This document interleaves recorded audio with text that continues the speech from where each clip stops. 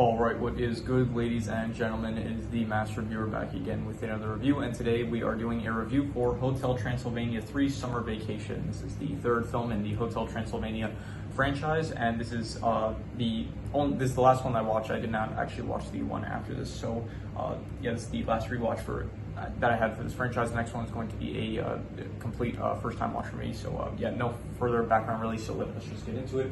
Starting off with the plot, and the plot of this one, it's pretty simple. It is that Mavis feels like Drac is he's spending too much time at the hotel, he's working too hard, and she wants to go back to she wants some family time for all of them, everyone to be together again and have some family time, not have to worry about running the hotel and stuff. So she books a cruise for all of them to go to, so they all basically are now on vacation, they're on a cruise, and while they're there, the captain of the ship, Erica Van Helsing, she is the granddaughter of Van Helsing, where at the very start of the film it does show that Van Helsing was, he is part of the Van Helsing family who hunted down the Abraham Van Helsing. He is the great-grandfather of Erica Van Helsing, and he hunted down monsters all his life, and he is still alive, and he has a plan in order to defeat all the monsters when they get to the lost city of Atlantis. So the film is pretty much just, it's like a lot of filler stuff, a bit similar to the last film. And even you could say the first film, where it's you have different bits and stuff. They go see underwater volcanoes, they go to a deserted island beach and stuff.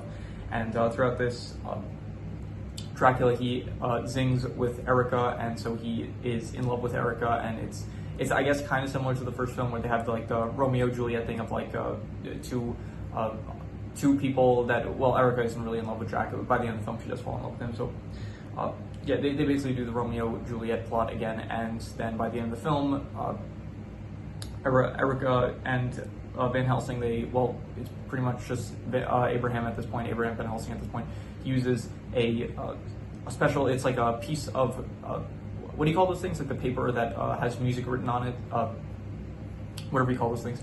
He plans to use it to play a song that can control the Kraken, who is at Atlantis, and he plans to use the Kraken to defeat all the monsters. But thanks to the help of Johnny and Drac and Johnny, they play this really powerful, they play some really powerful positive songs, and then it ends with them playing the Macarena, and that manages to that song is more powerful than the techno song that Abraham was playing, so they managed to control the Kraken, and so the day of save basically. And then Van Helsing realizes he was wrong for trying to hunt down monsters. Drac ends up saving Van Helsing after he almost falls to his death. So he realizes, oh, monsters are not bad and stuff. It's pretty similar. It's pretty much like every film in this franchise has just been either monsters realizing humans aren't bad, humans realizing monsters aren't bad, or yeah, it's just one of the two in each franchise. So yeah, that's always good anti-racism message. That's always a good message to have. So. Yeah, that is the plot. And so the plot, I will say, I think I liked it a bit more than the last film. The last film, it felt very low stakes. This one does feel like the stakes are kind of higher, because you do actually have a threat to all the monsters and stuff, instead of the last film where it was just oh, Dennis might move to California, which it didn't really feel that high stakes. So I do appreciate the higher stakes in this film.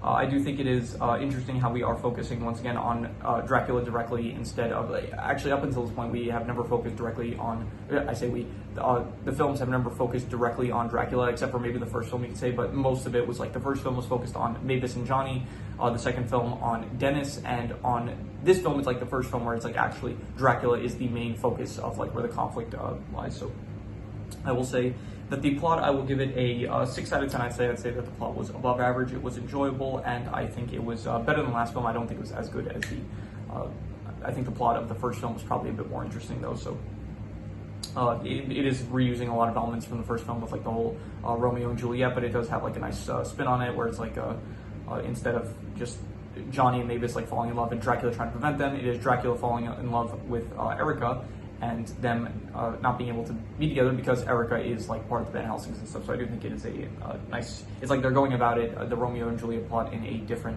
way, which I do appreciate. So in terms of the characters, you have pretty much everyone from the last few films. You have Frankie's back in this, Murray, Griffin, Wayne is also in this, Wayne and Wanda, but they actually are not in the film too much, because they end up, they have their whole plot where it's they realize that the staff of the cruise can take care of their kids, so they're free for one. So but then they end up getting tranquilized, and then they're locked in a closet by Van Helsing, so they're not really in the film too much. But other than them, you have Blobby once again, you have Dennis and Winnie, they're also in this again, and Dennis, he is not as prominent of a character as he was in the last film, which I do appreciate because he's not really the most interesting character, so like to relegate him to, I was thinking it's kind of similar to what they did with George in the Stuart Little films, where it's like after the first film, it's like in the second film, he was just kind of off in the side doing his own thing, but it's not like the main focus of the movie, which I do appreciate, so. Maybe this is in this once again. Johnny is in this, and Johnny really feels like in the first film, he kind of felt like way more interesting, and after even the second film, he was fine, but in this film, he just feels like a complete hippie, like going on about like all this like spirit, not spiritual stuff, like Shaolin stuff about like love and like I don't know. He feels like much. I liked him in the first two films more. This film, he feels like he doesn't. This kind of goes for a lot of the characters, like the Dracula included. All these characters, they felt much more serious in the first film. It's like they had a good balance of like serious and goofy in the first film, and then in this film, it's like it feels like they're none of the characters are no longer, they feel serious, I guess, and they all feel like kind of more goofy than they used to be. So, yeah. So Dracula, he is good. Still, once again, I do like that they gave him a lot of focus in this film. Who else is there? Abraham Van Helsing. I think he's pretty much the first villain that you have in this franchise. Like up until this point, there hasn't really been a villain. You could say Vlad, I guess, and Bella from the last film, but they were Vlad actually returns in this, which is nice. It's nice to see Mel Brooks once again. And yeah, he wasn't in it too much, but the bits that he was in was entertaining. And yeah, I guess you could say Bella was like the villain, but even so, it was like just right at the end of the film. Like that's when he kind of did he didn't feel like too much of a villain. He was just kind of like a threat, if anything, not really a villain. But Van Helsing, he does feel like a pretty good villain to have, and so. He worked well. Erica was good, and I think that she was probably the most interesting character of the film, I'd say, because she did have this good struggle of like she grew up thinking like monsters are terrible, but then she's like seeing like, hey, monsters are not so bad and stuff, and so it's not the most original thing ever, but it still worked, I think. So I would say that she's probably one of, if not the best character in the film.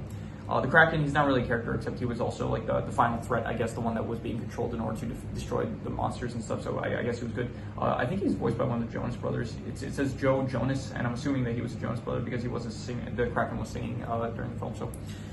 Anyway, the characters, I'm going to give I'll go with I think, between a 6 to a 6.5, I'm just going to be harsh, so I'll give it a 6. I'm going to say that they were above average. I don't think that I would say that they were good, but they were definitely above average. It does feel like at this point in the franchise there are a lot of characters, so you have like a lot of characters don't end up getting as much screen time as they did in the original film, or even the last film for that matter. There's like a lot of characters in this movie. I think probably the most in this movie compared to all the others, so it does feel like it is a lot of characters to focus on. So, but still, I think they're all above average, I'd say. So.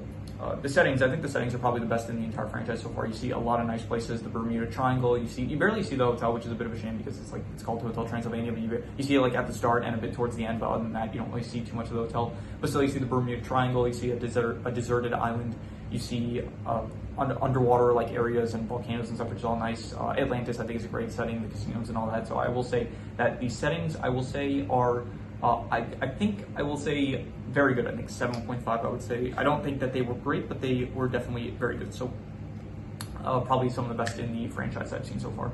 Maybe in the next film there are some more interesting franchises. I don't know. I haven't seen it, so we'll just have to wait and see. In terms of the art style, I was thinking the first film, it very much felt like its own distinct style, but at this point, it feels kind of like it's getting pretty similar to, it looks a lot like something like Cloudy with a Chance of Meatballs, that kind of art style. So it makes sense because they're both from the same studio, Sony Animations. I'll say the art style, it's like, I don't know, it's like, it's not really the best in my opinion. It's like, I kind of more so appreciate actually, like, I did say in the first film when I reviewed it, I said like, it's good, but I do think it's going to get like much cleaner in the later films, but I do kind of like now more so. There's like, I said this about the original Ice Age movie, it has like a nice charm to it, where it's like their first, it's like they're just, the studio's kind of just starting out with, it's like they haven't yet gotten their, not their groove or anything like that, but I do appreciate like the beginning of the art style, I guess, for like Ice Age and also the first Hotel Transylvania. And looking at like the current art style, it's like it's fine, but it does feel kind of more generic, I'd say. So I do kind of like the original film's art style a bit better. So I'll give the art style like I don't know, a 6 out of 10, I guess. Like it's above average, I'd say. But once again, I do kind of like the more. It feels a bit just too plain, I'd say. So. In terms of the comedy, I will give the comedy a 6 out of 10. I do think that there were some it was above average. I'd say there were some good jokes I did appreciate, some good lines here and there. I do like when Van Helsing, like, to apologize, he's like, yeah, I prosecuted your kind for decades and stuff, and I like that wasn't a great thing to do. And so he says, like, to make up for it, I'll give you all a 30% discount on the cruise. So I did, I thought that was funny. And then he gives them a full refund, but I did think that there were some good lines here and there. So I will say that the comedy was a 6 out of 10, I'll say. Let's see here. The romance was between Erica and Dracula, and I would say probably like 5.5. I thought it was decent. I don't think it was great or anything, but it was fine. Like, it's not really, realistically, it's more like a 5 to a 5.5, but I'm being generous. I'm giving it a 5.5. I don't think it was one of the best or anything. I really much more prefer Johnny and Mavis's romance in the first movie. That felt much more like, I guess, better chemistry, you could say, but in this one, it's did not really, like, it felt like finely developed. Like, it didn't feel like just out of nowhere or anything like that. Like, it was like Erica didn't like Dracula at first, but then it's like as they slowly are, like, I guess, getting to know each other, it did feel like the romance did progress, like, naturally, I guess, but it's just not the most interesting. Maybe in the next film I'll appreciate the romance a bit more. At the end of the film, I think he does propose to her, and he does propose to her, and I'm assuming maybe in the next film we'll see them get married, but or maybe they'll just be married in the next film. So 5.5, I would say. In terms of the worst thing, I would say the worst thing is nothing really comes to mind in terms of the worst thing, so I'm just going to reuse the worst score, which I guess was the romance, which I will give another 5.5 for that. So just another 5.5 for the worst thing. In terms of the best thing, I will give the best thing to, I'll just reuse the score for the settings. I will say that the settings I gave 7.5. I thought they were very good, and I did, the settings were probably one of the best things about the film. It was very nice settings, I'd say, and I don't know if this is the best thing about the film, but I did also, here, I'll get into the extra notes now. I did appreciate at the end of the film, like, the music and stuff. I did like the third act of the film, like the whole not dance battle, but the DJ battle, where you had like the really good catchy techno music I did like, and against like Johnny's like more positive stuff that didn't sound as good, but I like the techno music and stuff, and I thought it was creative how it's like the weapon was controlling the Kraken in order to destroy Atlantis. I thought that was good. What else? It's Dracula, whatever. Dracula keeps displaying like that he is probably one of the most OP characters in all of Sony animation. I honestly think he could beat Miles Morales from like Across the Spider-Verse. He could probably beat like most of the Spider-Man characters. Like, he displays in this movie extreme durability, extreme strength. Like, he's able to lift giant maces getting thrown at him, like in the booby traps and stuff. He gets bit by snakes, he's completely fine. Like, this man has super speed, super strength, super durability, time/spatial freeze, whichever one you want to refer to it as. Flight, immortality, shape-shifting, being able to shape-shift not just himself but other people, hypnosis. Like, he has like a stacked amount of powers, and I did not realize, like, when I was a kid, I did not think about how OP this character actually is. So what else? There was a nine-tailed fox, which I thought was interesting. It did show like when Mavis and Johnny were at like a bar having their date night. It did show like some other monsters, and I did see there was a nine-tailed fox, which was pretty interesting. That they showed like a yokai monster, I guess, from Japan. That was cool. It did actually, at the end of the movie, you do see Bigfoot's face, which I did not realize the first time I watched this film, so that was cool. I did like another cool setting was the Gremlin Airlines. I think that was cool. I liked that scene. I thought that it was fun, that was a good scene. Let's see what else here. I did like the messages of like the anti-racism messages. Those are always good messages, and so I do like like, you're different, but like even if you're different, like we're all the same. Like, you shouldn't treat someone worse because they're different than you. So I think that always a good message to have. And I did like them exploring. They didn't really explore it too much in depth, but throughout like all the previous films, it was like you only sing once in your life and stuff. It's like true love basically. But I did like the fact that in this film, it's like they didn't really explore it too much, to be honest, but they did like, I guess there were themes of like, you're able to, even if someone you love died, you're still able to find love once again. Like, you don't just have like the one person. Like, you're able to still love once again, even if the person you love is no longer with you, I guess. So I do like that message of like, it's not too late to like still find love, even if you're not with the person that you once loved. So they didn't really explore it too much in depth, and I guess I do wish they kind of went a bit more into it, I guess. But it's still a fine message, I guess, that they. It was a message that was in the film. It wasn't explored too much though. So, what else? Anything else? Let's see here. I was wondering, like, all the moments where Van Helsing was going after Dracula. Couldn't Dracula just like time freeze him and then maybe even hypnotized him into not being like just saying like you don't hate monsters, you don't want to kill us or stuff or anything like that.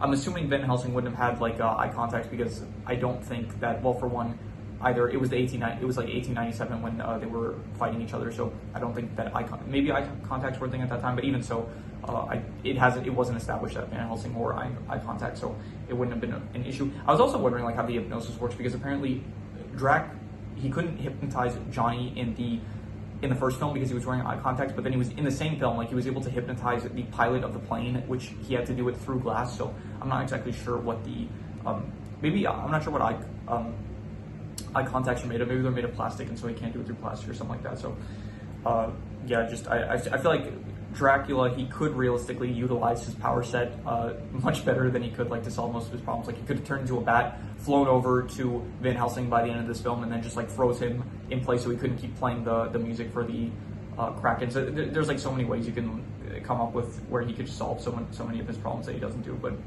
whatever, you wouldn't have a movie otherwise. So I guess you need contrivances and stuff. So yeah, so that is all the extra notes I have, so I'm going to do the calculations. So King Crimson.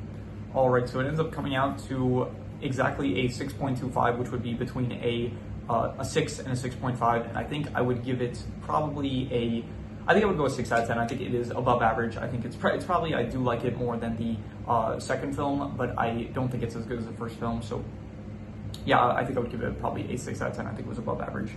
And so yeah, one more film for the franchise, and I'll do all like the rankings for all the films and all the character rankings and all that fun stuff. So look forward to that. But yeah, with that said, that is pretty much all there is to it. So if you have any recommendations, any shows, movies, video game stories, animated web series, anything that you want me to review, leave it in the comments and I will maybe possibly check it out. But with that said, that is pretty much all there is to it. So let's leave it at that.